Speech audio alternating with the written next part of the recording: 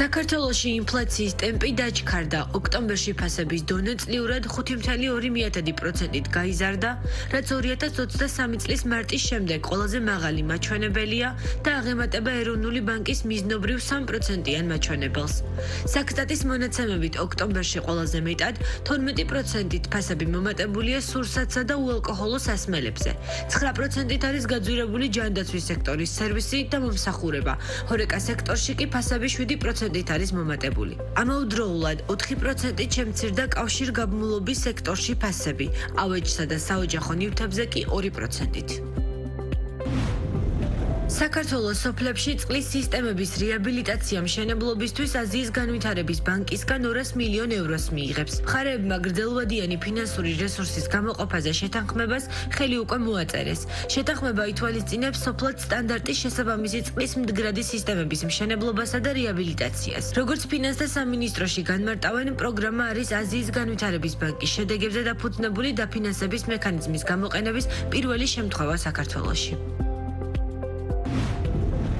საქართველოში არარეზიდენტები სასტუმროებში დაახლოებით 3-ჯერ, რესტორნებში კი 4-ჯერ მეტს ხარჯავენ, ვიდრე ადგილობრივები. ასეთია TBC კაპიტალის მესამე კვარტლის ტურისტული სექტორის შეფასების ანალიზი. საინვესტიციო ბანკი განმარტავს, რომ ქვეყანამ იანვარ-სექტემბერში საერთაშორისო ტურიზმიდან 3 მილიარდ 640 მილიონ დოლარამდე მიიღო, რაც წლიურად 5%-ით გაზრდილი მაჩვენებელია. ყველაზე დიდი შემოსავალი საქართველოში რუსეთიდან, ევროკავშირიდან, გაერთიანებული სამეფოოდან და თურქეთიდან შემოვიდა. თუმცა აღსანიშნავია, რომ რუსეთიდან მიღებული შემოსავალი 17%-ით შემცირდა. ევროკავშირისა და გაერთიანებული სამეფოსგან კი 13%-ით გაიზარდა. სოფლიოში ღვინოზე მოთხოვნა მცირდება. ღვინის მწარმოებლები ამის მიზეზად რამდენიმე ფაქტორს ასახელებენ. როგორც მეღვინეობა ვინივერიაში ამბობენ, ერთ-ერთი მიზეზი ისაა, რომ ახალი თაობა ღვინოს ნაკლებად მოიხმარს.